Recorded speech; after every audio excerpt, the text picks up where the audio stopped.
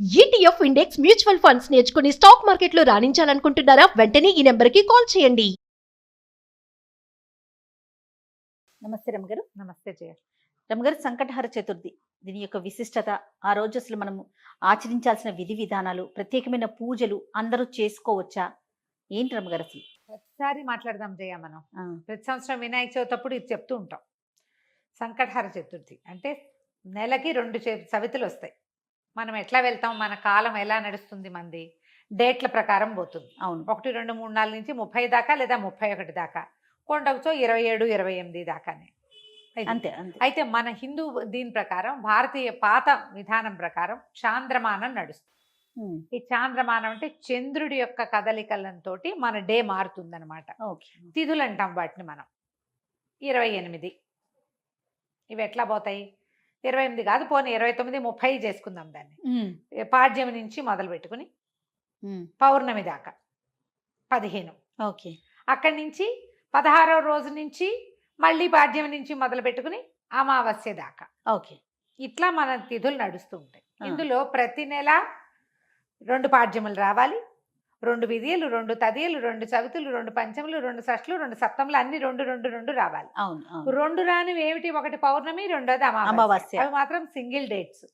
చతుర్దశులు, త్రయోదశులు, దశములు, ఏకాదశులు అన్ని 2 రావాల్సింది. ఏకాదశి నియమం మనకి సాధారణంగా ఉంటుంది. ఎట్లా? శుక్ల ఏకాదశి, బహుళ ఏకాదశి. ఏకాదశి నాడు ఉపవాసం ఉండటం, ద్వాదశి నాడు ద్వాదశ పారణ చేయటం మన తాలూకు హిందూ సంప్రదాయం. అలాగే హిందూ సంప్రదాయం ప్రకారం నెలలో వచ్చే 2 చవితులని మనం వినాయక ఆరాధన చేయవచ్చు. ఓకే. ఈ చవితి ఆరాధన మనం ప్రత్యేకంగా ఎప్పుడు చేస్తాము? వినాయక చవితి చేసుకుంటాం. ఒక శుక్ల చవితి సంవత్సరంలో ఒక్కసారి, వినాయక శుద్ధ చవితి నాడు, అది మన భాద్రపద శుద్ధ చవితి నాడు వినాయక వ్రతకల్పం చేసుకుంటాం. వినాయకుడి పుట్టినరోజని, ఆ రోజునే ఆయనకి గణాధిపత్యం లభించిందని, వాళ్ళు ఆయన్ని పూజిస్తే అన్ని విఘ్నాలు తొలగిపోతాయని గణాధ్యక్షుడని ఆయన్ని కొలుచుకుంటాం. అలాగే ప్రతి నెలా వచ్చేటువంటి కృష్ణ చవితి నాడు, బహుళ చవితి నాడు వినాయక ఆరాధన చేస్తే సమస్త విఘ్నాలు తొలగిపోతాయి అనేది ఒక ప్రత్యేకమైన నియమంగా చెప్తారు. ఓకే. ఈ నియమాన్ని మనకంటే ఎక్కువగా తమిళులు పాటించేవారు. వాళ్ళు ఎక్కువ పాటిస్తారు. మనకి జాతకంలో కేతు ప్రభావం ఎక్కువగా ఉన్నా, ఏ పనైనా మొదలుపెట్టి ఎప్పటికీ అవ్వకపోతున్నా, పిల్లలు చదువుల్లో వెనకపడుతున్నారనిపించిన, దీనికి మన ఇంట్లో ఉండాలి వ్రతము నియమము ఏం లేదు.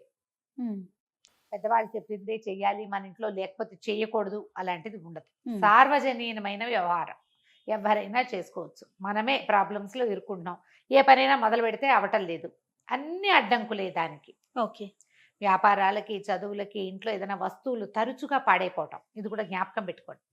మిక్సీ రిపేర్ చేయిస్తావు, వెట్ గ్రైండర్ పడుకుంటుంది. దానికి ఏదో చేయిస్తావు, వాషింగ్ మెషిన్ ప్రాబ్లం వస్తుంది, అది అయిపోయింది, సూయింగ్ మెషిన్ పడుకుంటుంది. ఇట్లా రిపేర్లు చేస్తూ ఉన్న వాళ్ళు ఉంటారు చూడు. నేను కూడా ఉన్నా ఆ లిస్ట్ లో. అవునండి. నేను ఒకటి రిపేర్ చేస్తే ఇంకోటి వస్తుంది. ఒకటి మొదలు పెడితే పాపం లిస్ట్ వస్తూనే ఉంటుంది. మా వాళ్ళ ఇంట్లో ఎక్కిరిస్తున్నారు, ఒకటి రిపేర్ చేయకుండా ఉంచుకుంటే అది ఒకటే ఉంటుంది నీకని. అట్లా ఒకటి వస్తుంది. ఏమీ లేవనుకో, మెళ్ళ పెట్టుకుంటే నల్లపసలు కొలిసేని టిక్కని విరుగుతుంది, ఆ పస విరిగిపోతుంది. నిజంగా నిజం రవి గారు. చెవిదుద్దులు సీలలు విరిగిపోతాయి. కొంతమంది జాతకాలు ఉంటాయి చూడండి, ఒక వరుసగా వస్తాయి, ఆగితే మళ్ళీ ఆగిపోతాయి. 2 సార్లు 2 బంగారపు వస్తువులు అయినాయి. ఓ వారం ఏమో ఒక 15 రోజుల్లో ఒక మొదటి ఫోర్ట్ నైట్ లో చెవిదుద్దు సీల బిళ్ళ విరిగి చేతిలోకి వచ్చింది, పొల్లేమో ఆ గొట్టంలో ఉండిపోయింది. ఇదేమిట్రా ఇలా అయింది, దీన్ని చేయించాలి అనుకుంటున్నా. సరిగ్గా 15 days తిరగగానే చిన్న గొలుసు ఒకటి పెట్టుకుంటాను నేను, హుక్ దగ్గర విరిగింది. దాన్ని రిపేర్ చేయించా, చెవిది ఈ గొలుసు విరిగింది. గొలుసు ఇంకా రిపేర్ చేయించలేదు, ఉంచారు. మళ్ళీ ఇంకోటి వస్తుందని. నెక్లెస్లు అవి లింకులు ఊడిపోతే ఏం చేస్తాను, అలా అనిపిస్తుంది నాకు. ఇలాంటి వాళ్ళు వీళ్ళందరూ సంకటహర చతుర్థి చేసుకోవచ్చు. సంకటహర చతుర్థి చేసుకుంటే బిజినెస్లో ఇబ్బందులు, చదువుల్లో ఇబ్బందులు, చిన్న చిన్న ప్రమాదాలు, ఇళ్లలో ఏ పని అనుకున్నా అవకపోటాలు, వీటన్నిటికీ సమాధానంగా ఉంటుంది. జాతకాల్లో అయితే మాత్రం కేతువు తాలూకు ప్రభావం ఉన్నప్పుడు, కేతువుతోటి ఇబ్బందులు పడుతున్నప్పుడు, గ్రహస్థితుల్లో కేతు ఉన్నప్పుడు కూడా మనం ఇది చేయమని చెప్తారు. ఏదైనా ఇంటి ప్రయత్నం చేస్తున్నప్పుడు ఆగిపోతుంది, అప్పుడు కొన్ని వారాలు మొక్కుకుని మనం కొన్ని నెలల పాటు చవితులు చేసుకోవచ్చు. ఈ చవితి చేసుకోవడానికి పెద్ద విశేషమైన చేత ఏమీ లేదు. సింపుల్ వినాయక పూజే. ఓకే. దీనికల్లా పగలు ఉపవాసం, చుక్కలు కనపడ్డాక భోజనం. ఆ చుక్కలు కనపడ్డాక ఉండ్రాళ్ళు కుడుములు చేసి బియ్యపు రవ్వతోటి చేస్తాం కదా, అవో మీ ఇళ్లలో ఎలాంటి అలవాట్లు ఉంటే పాలతాకలే పెడతాం వినాయకుడికి అని మీకు అలవాటు అనుకో, పాలతాకలు పెట్టండి, మన అలవాటు ప్రకారం పెట్టుకోవచ్చు. కుడుములో ఉండ్రాళ్ళు ఆయనకి నివేదన చేసి నమస్కారం చేసుకుని చంద్రుని చూసి అన్నం తినేసేయచ్చు. పగలు ఉపవాసం ఉండే సంకష్టి అంటారు మహారాష్ట్రియన్స్, కన్నడిగులు బాగా చేస్తారే, బాగా ఎక్కువ ఉంటారు. మన వైపు తక్కువ, కానీ మన వైపు కూడా ఇప్పుడు కనపడుతున్నారు బాగా. నాకు కూడా అలవాటు ఉంది, నేను చేస్తాం. అంటే కమ్యూనిటీ వైజ్ గా చేస్తారా రమ్మగారు? అలా ఏం ఉండదమ్మా, అలా ఏం ఎవరైనా ఇది ఓ పెద్ద పూజ హడావిడి ఏం లేదు కదా, అది ఏకాదశిలానే, ఏకాదశి లాగానే. కాకపోతే మనం వినాయకుడికి కొలుస్తాం. ఇది సంకటహార చతుర్థి. మనకి కష్టాలు ఇబ్బందులు ఉన్నప్పుడు రుణ విమోచన గణపతి స్తోత్రం అని ఒక ప్రత్యేక స్తోత్రం ఉంది. ప్రణమ్య శిరసాదేవం గౌరీపుత్రం వినాయకం, ఇలా స్టార్ట్ అవుతుంది. ఆ స్తోత్రం చదువుకోవచ్చు. అబ్బే అవేవి రావండి, సుముఖశ్రీ గదంతస్య కపిలో గజకర్ణికః మనకొచ్చు కదా, అంతే. ద్వాదశ నామాలు అవి చదువుకోండి. వినాయకుడికి కొంచెం గరిక, వాకిట్లో ఎక్కడైనా పెరళ్ళల్లో ఉన్న బాల్కనీ కుండీల్లో ఉంటే గరికని పెక్కండా ఉంచుతా నేను, అవి వినాయకుడికి పెట్టుకోవచ్చు అని చెప్పి, బుధవారం నాడు పెట్టచ్చులే అని. ఆ 2 గరిక పోచలు వినాయకుడికి సమర్పించడం, ఉండ్రాళ్ళు సమర్పించి నమస్కారం చేసుకోండి. ఇది చాలా మంచిది. మరి పసుపుతోటి వినాయకుడిని చెయ్యాలి అదేదో సిద్ధాంతంగా చెయ్యొద్దమ్మా, ఎంత సింపుల్గా అయినా చేసుకోవచ్చు. సాయంకాలం సమీపంలో ఉన్న ఏ దేవాలయంలోనే గణపతి చతుర్థులు చేస్తారు, అన్ని చోట్ల వినాయక ప్రతిష్ట ఉన్న ప్రతి చోట సంకటహార చతుర్థి పూజ చేస్తారు. వెళ్ళి గుళ్ళో పూజ చేయించుకోండి, హాయిగా ఇంటికి వచ్చి భోజనం చేయండి, అంతే. కుడుములు ఏమైనా ఉండి మీ గుళ్ళో వాళ్ళు ఒప్పుకుంటే, ఆ దేవాలయం పద్ధతిని బట్టి కదా, ఒప్పుకుంటే మీరే కుడుములు తీసుకెళ్ళి స్వామివారికి అక్కడ నివేదన చేసి అందరికీ ప్రసాదం పంచిపెట్టండి. వినాయకుడికి వచ్చిన బెల్లం ముక్క నివేదన పెట్టడం ఒక అలవాటుగా చేసుకోండి. మనకి ఇలాంటి సమస్యలు ఉంటే కనుక తప్పకుండా కొంచెం బెల్లం నివేదన పెట్టడం, వినాయకుడి కోసం ఒక దీపారాధన చేయటం, దీపం పెట్టుకోవటం, దీపం పెట్టగానే వినాయకుడికి సంబంధించిన శ్లోకం చదువుకోవటం, ఓ బెల్లం ముక్క ఖచ్చితంగా, నువ్వు పళ్ళు పెట్టు పాలు పెట్టు అవి ఏమైనా పెట్టుకో, వినాయకుడికి బెల్లం ముక్క పెట్టాలి. ఇలా నివేదన పెడితే మనకి చాలా సమస్యలు తీరుతాయి. ఇప్పుడు నవంబర్ 1 వచ్చినట్టుంది. అవునండి, అంతేనా? అవును. ఆ ప్రతి నెల చూసుకోండి, క్యాలెండర్లో ఉంటుంది. మీరు ఈజీ మెథడ్ ఏంటి, క్యాలెండర్లో నోట్ చేసి పెట్టుకోండి. ఇందులో మళ్ళీ ఒక స్పెషల్ ఉంది. మంగళవారాలు గనక ఈ చతుర్థి వస్తే చాలా విశేషం. అంగారక చతుర్థి అంటారు దాన్ని.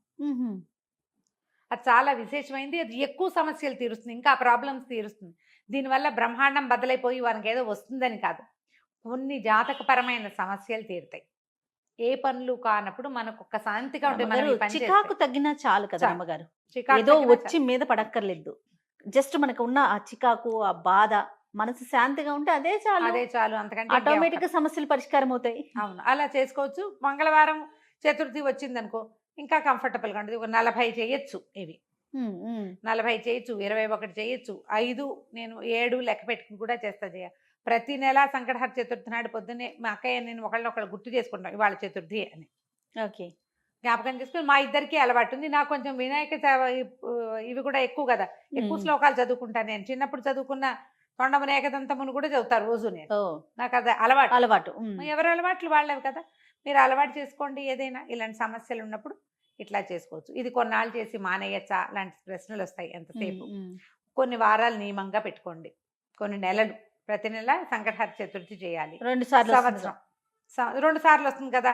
మీరు కృష్ణ చతుర్థి మామూలు చతుర్థి కూడా చేసుకోవచ్చు. లేదా నేను సంకష్టే చేస్తాను అంటే కనుక సంకష్టులు మాత్రమే చేసుకోవచ్చు, సంకటహార చతుర్థి మాత్రమే చేసుకోవచ్చు. ప్రతి నెల చేస్తే ఇప్పుడు సంవత్సరం చేద్దామని మొక్కున్నాం అనుకోండి, 12 అవుతాయి. ఒకవేళ మధ్యలో ఒక నెల పీరియడ్ వచ్చింది, ఆడవాళ్ళకి సమస్యలు వస్తాయి, ఇంకోసారి మళ్ళీ మొదలు పెట్టక్కర్లేదమ్మా, కంటిన్యూ చేసుకోవచ్చు. దీనికి మీరు ఈజీ మెథడ్ ఏంటంటే, ఇప్పుడు స్మార్ట్ ఫోన్లు వచ్చినాయి కాబట్టి స్మార్ట్ ఫోన్లో చూసుకుని పెట్టుకోండి డేట్లు. నేనైతే క్యాలెండర్లో రౌండ్ ఆఫ్ చేసి పెట్టుకుంటా ఇవాళ చతుర్థి అని. వాళ్ళు కూడా ఎర్ర వినాయకుడు బొమ్మ వేస్తుంటారు, అక్కడ వినాయకుడు బొమ్మ కనపడుతుంది, టీటీడీ వాళ్ళ దాంట్లో కనిపిస్తూ ఉంటుంది. సో గుర్తుపెట్టుకుని ఆ రోజున మీరు చేయవలసింది ఏంటి, వినాయకుడికి సంబంధించిన స్తోత్రం చదువుకోవటం, గరిక 2 గరిక పోచలు తెచ్చి వినాయకుడికి సమర్పించడం, కొంచెం కుడుములో ఏవైనా నివేదన చేయటం, పగలు ఉపవసించి చంద్రుడు కనపడ్డాక దండం పెట్టుకుని భోజనం చేయటం చేసి చూడండి. మీకు చాలా ఇబ్బందులు తొలుగుతాయి.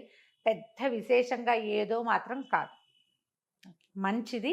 మీకు ప్రధానమైనది ఏంటంటే ఇబ్బందులు తొలుగుతున్నట్టు కనపడుతుంది కానీ. అది రైట్ అమ్మగారు. నమస్తే. నమస్తే.